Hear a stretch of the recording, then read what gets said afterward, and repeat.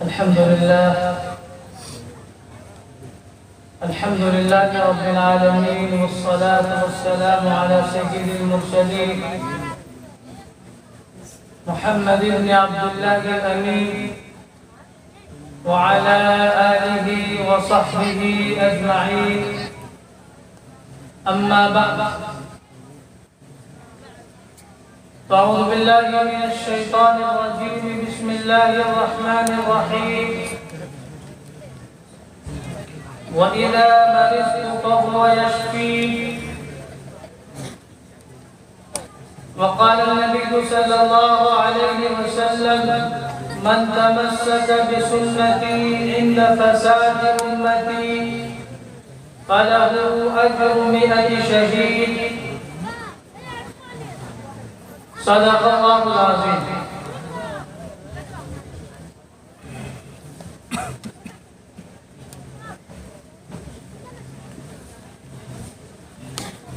کونیا کے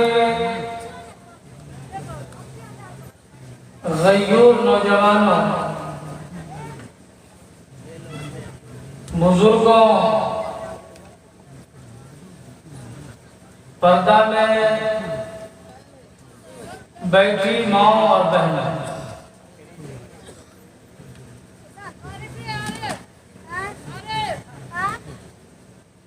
جلسہ جب سے شروع ہوا ہے، 1 گھنٹہ گزر جانے کے بعد، یعنی آپ نے مولانا خالد صاحب کی جو تقریر سنی، اس کے بعد سے لوگوں میں بے چینی کہیے، اضطراری کیفیت کہیے شروع ہے کہ مجمع ہٹ گیا، مجمع ختم ہو گئی. میرے بزرگوں، نوجوانوں، اللہ کے یہاں کامیابی مجمع نہیں ہوتا. اللہ نے قرآن پاک میں فرمایا: کم من فئۃ قلیلۃ غلبت فئۃ کثیرۃ بإذن اللہ. اللہ کے ساتھ کوئی معنی نہیں رکھتا، کوانٹیٹی نہیں، نہ کوالٹی، کوانٹیٹی اسٹائل. اللہ کے یہاں کوالٹی ہونی چاہیے، کوانٹیٹی نہیں، تعداد خوب ہو. بہت سارے لوگ جلسہ میں دیکھنے کے لیے صرف آتے ہیں، اور برا نہ مانے میں اگر یہ کہوں کہ بہت سارے لوگ گھومنے کے لیے، کھانے کے لیے، سیر و تفریح کے لیے آتے ہیں، تو یہ بھی کوئی بھیجا ہی نہیں. جو لوگ اب تک بچے ہوئے ہیں صحیح معنوں میں جلسہ کو سننے کے لیے آئے، اور یہ صبح کا آخری پہر ہے.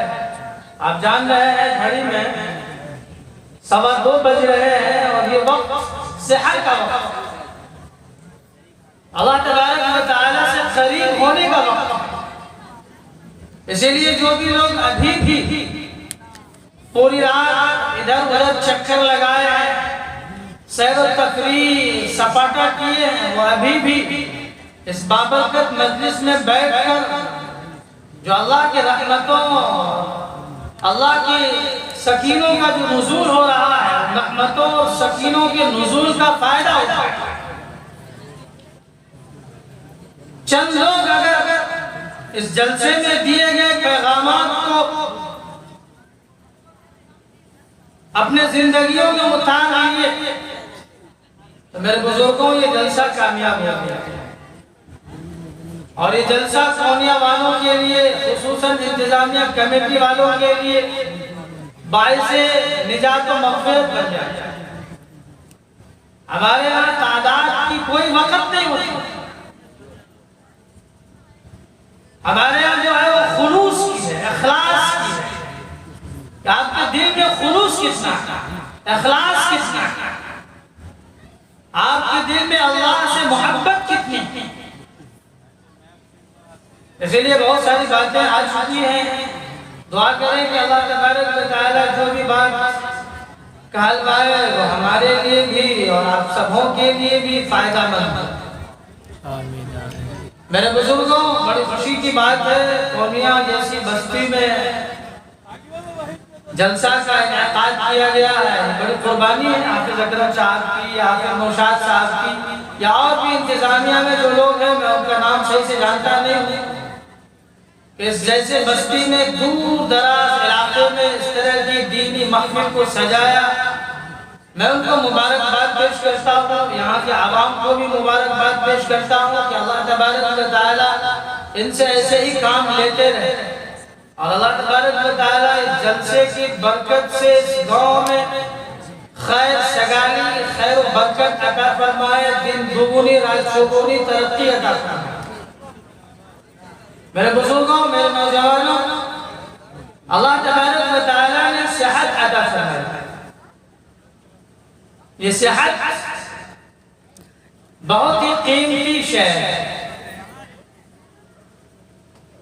پوری کی پوری دنیا کی جو چیزیں ہیں وہ ایک طرف، اور صحت انسان کا اگر ایک طرف، وہ چیزیں صحت کا مقابلہ نہیں کر سکتی، کیونکہ انسان کے پاس جب صحت ہوتا ہے تو ساری کی ساری چیزوں کو ٹھیک ٹھاک طور پر وہ انجام دیتا ہے، یہاں تک کہ عبادت میں بھی مزہ آتا ہے، طبیعت جمتی ہے، ہر کام کو صحیح طریقے پر وہ انجام دیتا ہے۔ لیکن اگر یہ صحت بگڑ جائے، اس صحت میں فساد آ جائے، پریشانی ہو جائے، تو پھر انسان ایک زندہ لاش کی مانند ہوتا ہے، وہ کچھ نہیں کر سکتا۔ تو اللہ تبارک و تعالیٰ نے یہ عظیم دولت عطا فرمائی، صحت۔ اسی لیے اس دولت کی قدر ہونی چاہیے، اور جب کبھی صحت سے بیماری کی طرف جائیں تو اس وقت بھی انسان کو گھبرانا نہیں چاہیے، پریشان نہیں ہونی چاہیے، بلکہ صبر کے ساتھ، شکر کے ساتھ زندگی کے مرحلے کو آگے گزارتے رہنا چاہیے، کیونکہ اللہ تبارک و تعالیٰ نے جب صحت دی ہے تو بیماری بھی دے دی۔ حضرت موسیٰ علیہ نبی علیہ السلام نے اللہ تبارک و تعالیٰ سے کہا کہ اے اللہ، صحت ہوتی، بیماری نہ ہوتی تو کیا ہی اچھا ہوتا۔ اللہ نے کہا کہ موسیٰ، اگر صحت ہوتی، بیماری نہ ہوتی تو مجھے کوئی یاد نہ کرتا۔ اور انسان جب بیمار ہوتا ہے، انسان جب پریشان ہوتا ہے، تو اللہ تبارک و تعالیٰ کو خوب یاد کرتا ہے۔ اگر ہسپتال میں بیڈ پر پڑا ہوا ہو، اس وقت کثرت کے ساتھ جتنا اللہ کی صدا کو وہ آواز لگاتا ہے، اللہ کی رٹ لگاتا ہے، صحت مل جانے کے بعد وہ اللہ تبارک و تعالیٰ کو بھول جاتا ہے۔ تو بیماری کی حالت میں انسان اللہ کو خوب یاد کرتا ہے، اور یاد کرنا بھی چاہیے کہ کیوں شکوہ کرے بیماری کے ہونے پر۔ صحت اور بیماری اللہ تبارک و تعالیٰ کی طرف سے، اللہ نے قرآن پاک میں فرمایا وَإِذَا مَرِضْتُ فَهُوَ يَشْفِينِ، جب میں بیمار ہوتا ہوں شفا وہی دیتا۔ دنیا میں جو کچھ بھی آزمائشیں ہیں، اللہ تبارک و تعالیٰ نے ان آزمائشوں کو انسانوں پر اس لیے ڈالا ہے تاکہ انسانوں کو آزمائیں، پرکھیں، انسانوں کو چیک کریں۔ وَلَنَبْلُوَنَّكُمْ بِشَيْءٍ مِّنَ الْخَوْفِ وَالْجُوعِ وَنَقْصٍ مِّنَ الْأَمْوَالِ وَالْأَنفُسِ وَالثَّمَرَاتِ وَبَشِّرِ الصَّابِرِينَ۔ آزمائشیں ہوگی، آزمائشیں جانی بھی ہوگی، مالی بھی ہوگی۔ کبھی تمہیں خوف سے گزارا جائے گا، کبھی بھوکا رکھا جائے گا، کبھی تمہارے مال کم کر دیے جائیں گے، کبھی جان اور مال کی قربانی بھی دینی پڑے گی، کبھی باغات میں پھل کم کیے جائیں گے، لیکن ان سب معاملات کے باوجود جو صبر کے ساتھ، تحمل کے ساتھ ڈٹ کر کے اللہ تبارک و تعالیٰ کے سامنے قانع ہو، اللہ پر یقین کرتے ہوئے وہ زندگی گزارتا رہے، صبر پر جمع رہے، ڈٹا رہے، تو اللہ تبارک و تعالیٰ کی طرف سے کامیابی کا اعلان۔ اور اللہ تبارک و تعالیٰ محبت بھی ایسے ہی لوگوں سے کرتے ہیں، حالات کتنوں زیادہ بد سے بدتر ہو جائے، بگڑ جائے، معاشرہ اور سماج تباہی اور دہانے کے کھڑے ہو جائے، لیکن جب وہ انسان ڈٹ کر کے مقابلہ کرتا ہے، ظلم کا مقابلہ کرتا ہے، تو اللہ تبارک و تعالیٰ ایسے لوگوں سے محبت کرتا ہے۔ ظاہر بات ہے اللہ کی محبت کو کون نہیں چاہے گا؟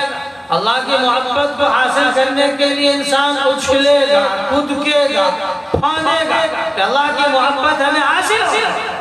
اور اللہ نے قرآن پاک میں فرمایا ان اللہ يحب الذين يقاتلون في سبيله صفا كأنهم بنيان مرصوص۔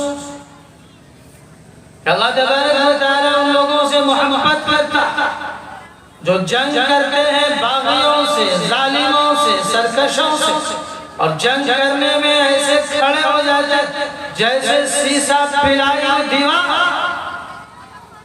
اور وہ مقابلے میں بالکل کھڑے ہو جاتے ہیں، ڈٹ کر کے مقابلہ کرتے ہیں، پیٹ نہیں پھیرتے۔ اللہ تبارک و تعالیٰ ایسے لوگوں سے محبت کرتے ہیں۔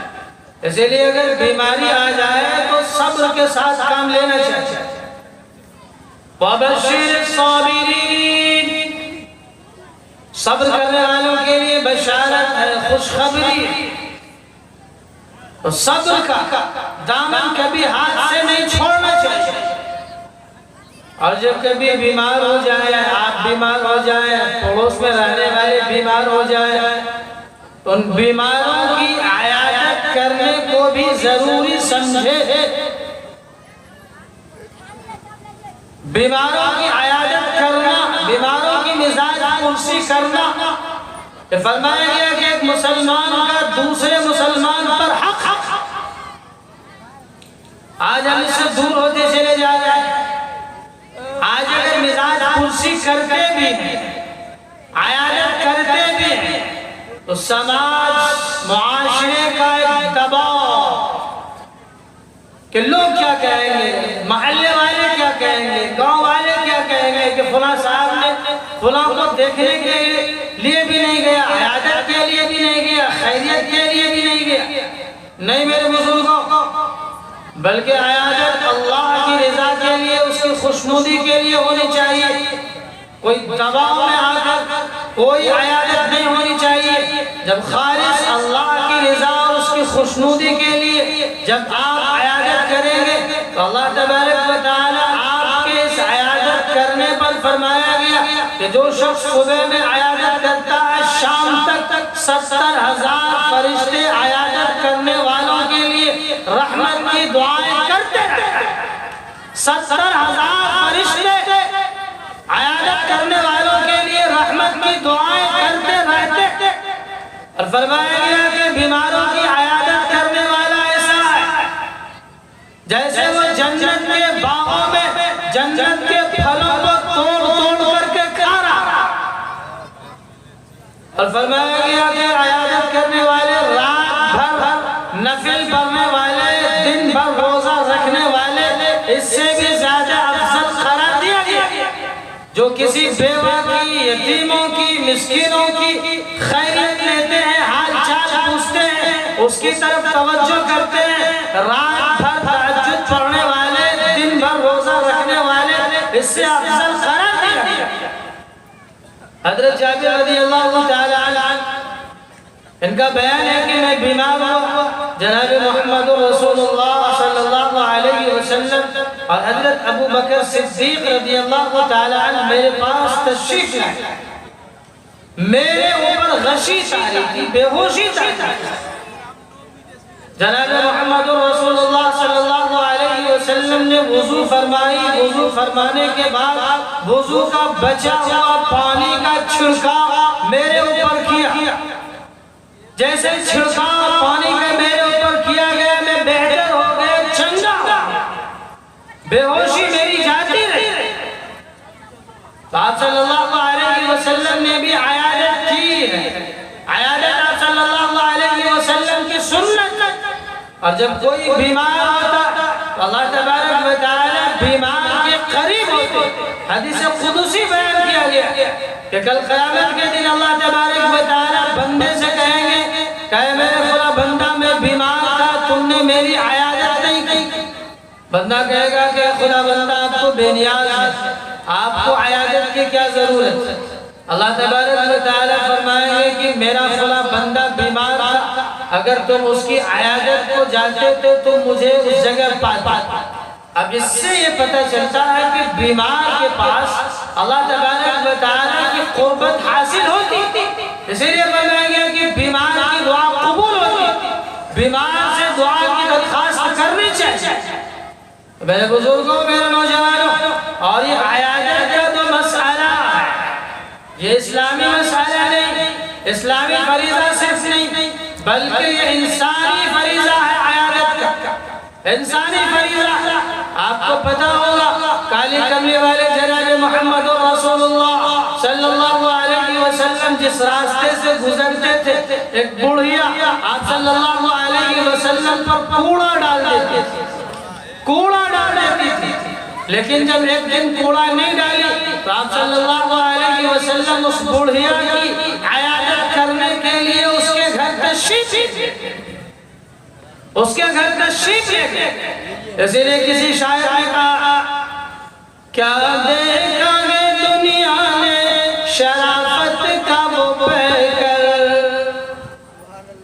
کیا دیکھا گے دنیا نے شرافت کا وہ پیکر، پھینکا کرے کوڑا جو کوئی اس پہ برابر، پھینکا کرے کوڑا جو کوئی اس پہ برابر، اخلاق کی حد یہ ہے کہ بس اللہ اکبر، اخلاق کی حد یہ ہے کہ بس اللہ اکبر، گھر جا کے عیادت کرے،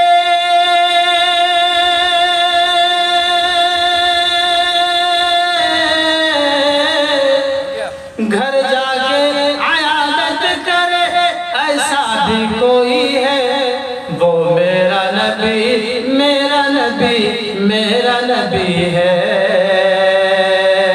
میرا نبی ہے، وہ میرا نبی، میرا نبی، میرا نبی ہے، میرا نبی ہے۔ میرے بزرگوں، جناب محمد رسول اللہ صلی اللہ علیہ وسلم کے اس پیغام سے اور اس طریقے سے یہ بات ثابت ہو گئی کہ سماج میں بسنے والا چاہے مسلم چاہے غیر مسلم، ہر کسی کی عیادت کرنی چاہیے، ہر کسی کی مزاج پرسی کرنی چاہیے۔ اسلام کا یہ درس ہے، اسلام کا یہ طریقہ ہے، اسلام کی یہ تعلیمات ہے، ہر کسی کے ساتھ مزاج پرسی کرو، اخلاق کو پیش کرو۔ یہی وجہ ہے کہ جناب محمد رسول اللہ صلی اللہ علیہ وسلم جب ہجرت کر کے مدینہ المنورہ تشریف لے گئے، اور وہاں جب گئے تو آپ نے جو حقوق اپنے لیے متعین کی، جو حقوق اپنے لیے طے کیے، وہی حقوق آبادی میں بسنے والے عیسائیوں کے لیے بھی، یہودیوں کے لیے بھی، وہ سارے کے سارے شہریت کے حقوق ان کو بھی۔ اور آپ صلی اللہ علیہ وسلم نے فرمایا، لَهُمْ مَا لَنَا وَعَلَيْهِمْ مَا عَلَيْنَا، جو حقوق ہمارے ہیں وہ حقوق ان کے ہیں، حقوق میں ذرہ برابر کوئی کمی نہیں کی جائے، برابر کا آپ نے حقوق اور درجہ۔ یا آپ صلی اللہ علیہ وسلم کے اخلاق کریمہ، یا آپ صلی اللہ علیہ وسلم کے صفات علیہ، آج ہم اخلاق سے بالکل محروم ہو چکے ہیں۔ اخلاق نام کی مسلمانوں کے پاس کوئی چیز نہیں، اسی لیے میں غیروں کو کہتا ہوں، غیر مسلموں سے کہتا ہوں، مسلمانوں کے اخلاق دیکھ کر، مسلمانوں کے رائج دیکھ کر، ان کے طرز اور طور و طریقے کو دیکھ کر آپ یہ بالکل گمان نہ کریں، آپ یہ بالکل نہ سمجھیں اسلام کا یہی درس ہے، اسلام کی یہی تعلیم ہے، بلکہ اسلام کی تعلیم اور اسلام کے درس کے بارے میں اگر آپ کو معلوم کرنا ہے، پتہ کرنا ہے، تو اسلام کا اسٹڈی کیجئے، اس کا مطالعہ کیجئے، اس کا ادھین کیجئے، پھر پتہ چلے گا کہ اسلام کی کیا تعلیمات ہے، اسلام کے کیا اخلاق ہے، اسلام کے ماننے والوں کے کیا کریکٹر ہونے چاہیے، جس کو آج ہم سبوں نے بھولا، جس کو آج ہم سبوں نے بھولا۔ نبی پاک علیہ السلام کے جو اخلاق کریمہ تھے وہ اخلاق کریمہ یہ تھے یخفون علی انفسهم ولو کان بهم خصاصہ. ان کا حال یہ ہے بیواؤں کے گھروں میں کھانا پہنچا دے، مسکینوں اور یتیموں کے یہاں پیسہ دے، رات کے سناٹوں میں تاریکیوں میں بیواؤں کی مدد کر رہے ہیں. ان کو یہ فکر نہیں کہ ان کا فوٹو اخبار میں آئے، ٹیلی ویژن پر آئے، دنیا اسے جانے اور دنیا کو یہ معلوم ہو کہ بیوہ کو مدد کس نے کی.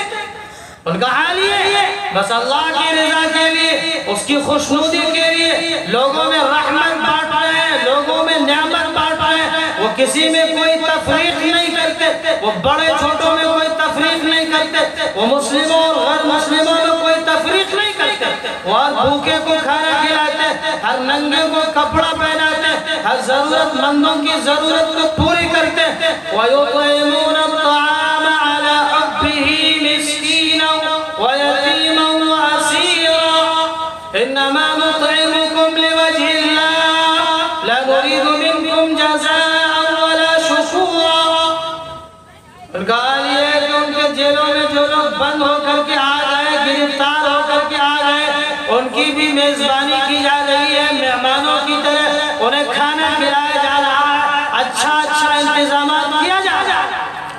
آپ صلی اللہ علیہ وسلم کی اخلاق کہ جس نے آپ صلی اللہ علیہ وسلم کا چاند جیسا مکھڑا دیتے، جس نے آپ صلی اللہ علیہ وسلم کی صحبت میں بیٹھ کر کچھ اخذ کر لیا، بس ایسا معلوم ہوتا تھا کہ رحمت کے فرشتے زمین پر اتر کر، رحمت کے فرشتے زمین پر اتر کر ان کے اخلاق، ان کے کردار، یتیموں کے ساتھ خودداری، ضرورت مندوں کی ضرورت پوری کرنا، یہ ان کے ایسے اخلاق تھے جس کو ہر قوم جانا، جس کو ہر خاصی عامی جانا.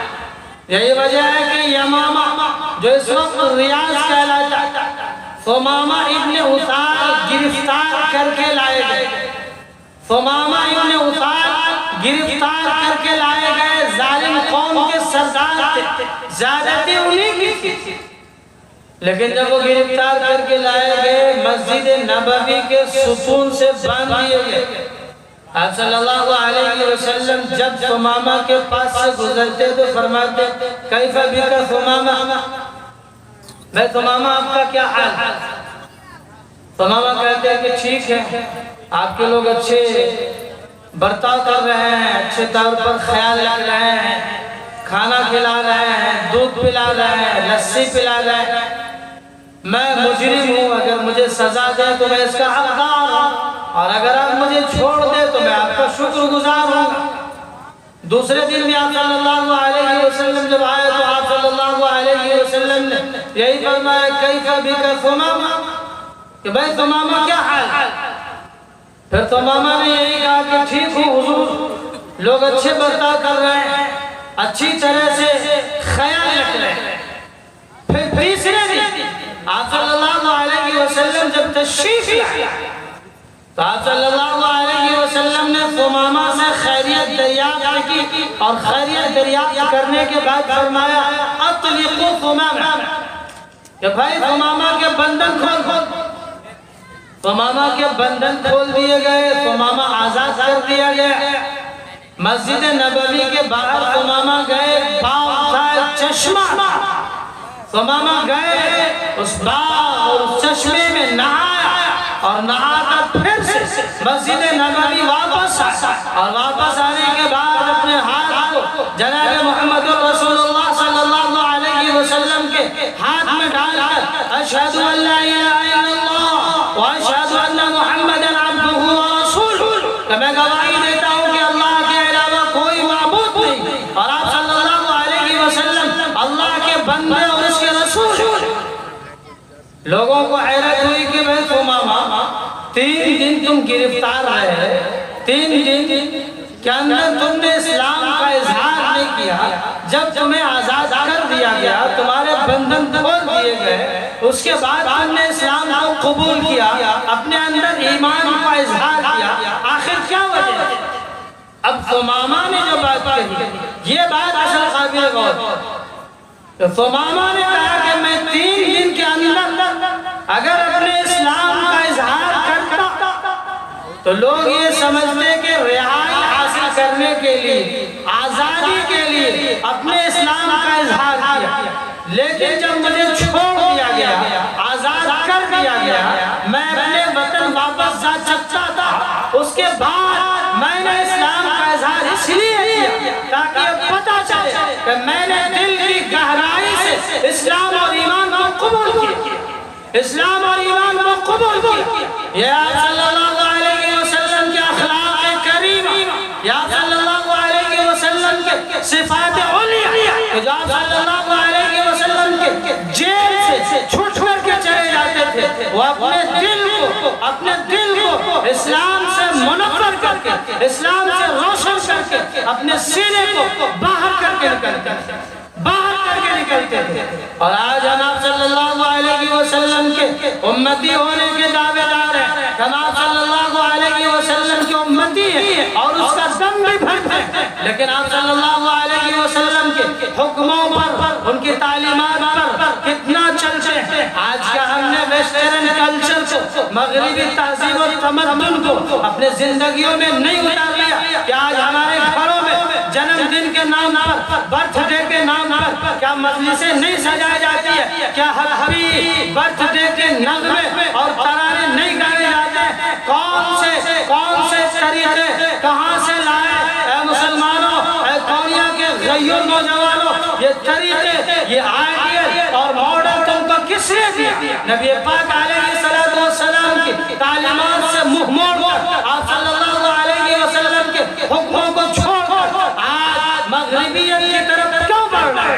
مغربیت کی طرف کیوں بڑھ رہا ہے؟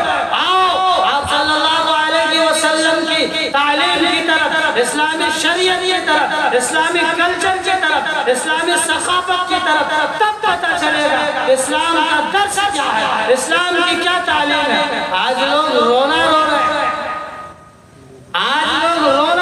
ہیں, سب طرف دعائیں کرائی جا رہی ہے, مسئلہ حل نہیں ہو پا رہا,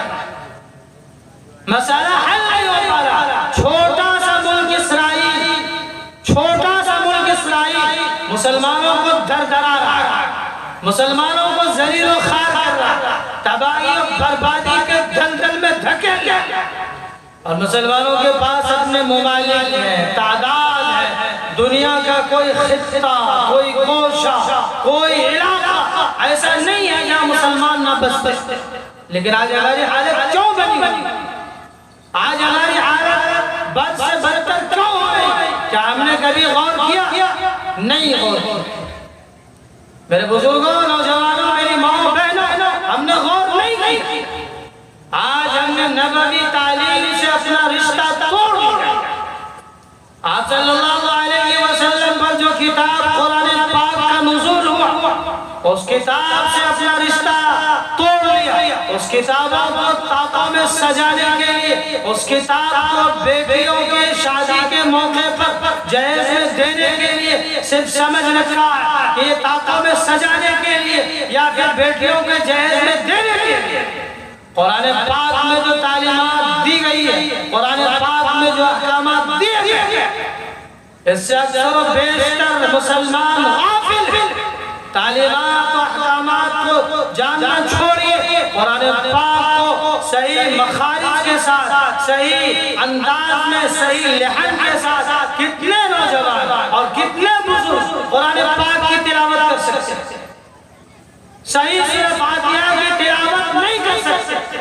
سورۃ الفاتحہ جو ایک چھوٹی سی سورت ہے, 7 آیتوں والی سورت, ان سورتوں کی تلاوت ہمارے نوجوان اور بزرگ نہیں کر سکتے.